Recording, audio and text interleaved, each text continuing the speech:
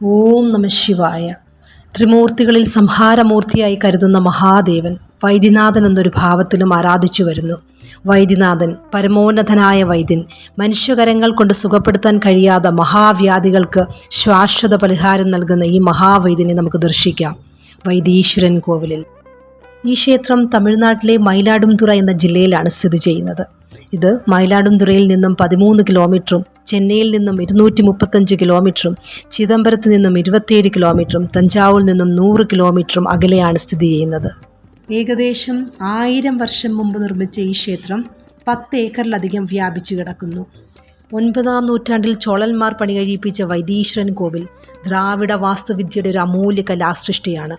ക്ഷേത്രത്തിൻ്റെ പേര് തന്നെ അതിൻ്റെ ഉദ്ദേശത്തെ പ്രതിഫലിപ്പിക്കുന്നു. വൈദീശ്വരൻ എന്നത് ഡോക്ടർ അഥവാ വൈദ്യൻ, ദൈവം അഥവാ ഈശ്വരൻ. വൈദ്യനാഥൻ്റെ പത്നി പാർവതീദേവി തയ്യൽ നായകി എന്നാണ് അറിയപ്പെടുന്നത്. രോഗശാന്തിയുടെ ദിവ്യമാതാവ് ഭക്തർക്ക് സംരക്ഷണവും കൃപയും നൽകുന്നു എന്നാണ് വിശ്വാസം. ഇവിടെ ശിവനെ രോഗശാന്തിയുടെ ദേവൻ എന്ന രീതിയിലാണ് ആരാധിക്കുന്നത്. ഏതു രോഗമുണ്ടെങ്കിലും അതിൽ നിന്നൊരു മുക്തി ഈ ക്ഷേത്രദർശനത്തിൽ നിന്ന് ലഭിക്കും എന്നാണ് വിശ്വാസം. കിഴക്ക് ഭൈരവനും പടിഞ്ഞാറ് വീരഭദ്രനും തെക്ക് വിനായകനും വടക്ക് കാളിയും ജഡായും ധന്വന്ത്രിയും തുടങ്ങിയവരും ഈ ക്ഷേത്രത്തിലുണ്ട്. ഒട്ടനവധി അത്ഭുതങ്ങളുള്ള ക്ഷേത്രമാണിത്. ഈ ക്ഷേത്രത്തിൽ നിരവധി മണ്ഡപങ്ങളും 4 രാജഗോപുരങ്ങളും സങ്കീർണമായ കുത്തുപണികളുള്ള ശില്പങ്ങളുമുണ്ട്. സിദ്ധാമൃതം, ക്ഷേത്രകുളത്തിലെ പുണ്യജലം രോഗങ്ങളെ ശമിപ്പിക്കുന്നു എന്നാണ് വിശ്വാസം. ഒരിക്കൽ അങ്കാരകൻ എന്നറിയപ്പെടുന്ന ചൊവ്വായ്ക്ക് കുഷ്ഠരോഗം പിടിപെട്ടപ്പോൾ അത് മാറാൻ ഇവിടുത്തെ കുളത്തിൽ കുളിച്ച് വൈദീശ്വരനെ പ്രാർത്ഥിച്ചുവെന്നും അങ്കാരകൻ്റെ ഭക്തിയിൽ സന്തോഷം പൂണ്ട ശിവൻ അങ്കാരകനെ അനുഗ്രഹിച്ചുവെന്നും കുഷ്ഠരോഗത്തിൽ നിന്നും സുഖപ്പെടുത്തിയെന്നാണ് വിശ്വാസം. ചൊവ്വാദോഷ നിവാരണവും ഈ ക്ഷേത്രദർശനം കൊണ്ട് സാധ്യമാക്കാൻ പറ്റും.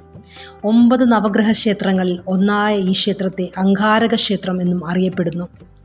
സുബ്രഹ്മണ്യനെ ഇവിടെ മുത്തുകുമാരസ്വാമിയായി ആരാധിക്കുന്നു. ക്ഷേത്രകുളത്തിൽ ശർക്കര അലിയിക്കുന്നത് ഒരു സവിശേഷമായ ഒരു ആചാരമാണ്. ഈ ആചാരങ്ങൾ രോഗങ്ങൾ ശമിപ്പിക്കാനും പാപങ്ങൾ കഴുകാനും കഴിയുമെന്നാണ് ഭക്തർ വിശ്വസിക്കുന്നത്. സമീപകാലത്ത് ഈ ആചാരത്തിന് കുറച്ച് നിയന്ത്രണങ്ങൾ ഏർപ്പെടുത്തിയിട്ടുണ്ട്. ക്ഷേത്രകുളത്തിൻ്റെ ശുദ്ധി സംരക്ഷിക്കാൻ വേണ്ടിയാണ്.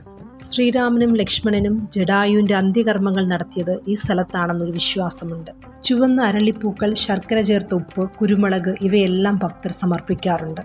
ചൊവ്വയുടെ ദോഷഫലങ്ങൾ അകറ്റാൻ പ്രത്യേക പൂജകളും നടത്താറുണ്ട്. രാവിലെ 6 മണി മുതൽ ഉച്ചയ്ക്ക് 1 മണി വരെയും വൈകിട്ട് 4 മണി മുതൽ 8:30 വരെയുമാണ് ഭക്തർക്ക് ക്ഷേത്രദർശനം നടത്താവുന്നത്. നാഡീ ജ്യോതിഷത്തിന് വളരെ പേരുകേട്ടതാണ് ഈ ക്ഷേത്രം.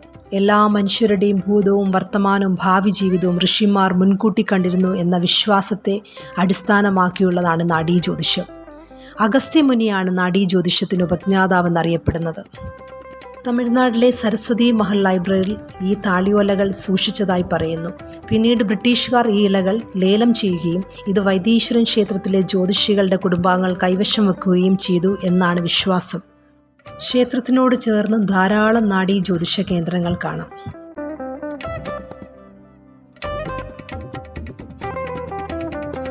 ചൊവ്വാദോഷം മൂലം ബുദ്ധിമുട്ട് അനുഭവിക്കുന്നവർ, രോഗങ്ങൾ കൊണ്ട് ബുദ്ധിമുട്ട് അനുഭവിക്കുന്നവർ, പ്രത്യേകിച്ച് ത്വക്ക് രോഗങ്ങൾ കൊണ്ട്, മാനസിക പിരിമുറുക്കം അനുഭവിക്കുന്നവർ, ദാമ്പത്തിക പ്രശ്നങ്ങൾക്ക് പരിഹാരം തേടുന്നവർ ഈ ക്ഷേത്രദർശനം നടത്തുന്നത് ഉത്തമമാണ്. ഏത് രോഗത്തിനും മുക്തി നൽകുന്ന വൈദീശ്വരൻ്റെ ദർശനപുണ്യം മനുഷ്യായുസ്സിൽ ഒരിക്കലെങ്കിലും ഉണ്ടാവേണ്ടത് അനിവാര്യമാണ്.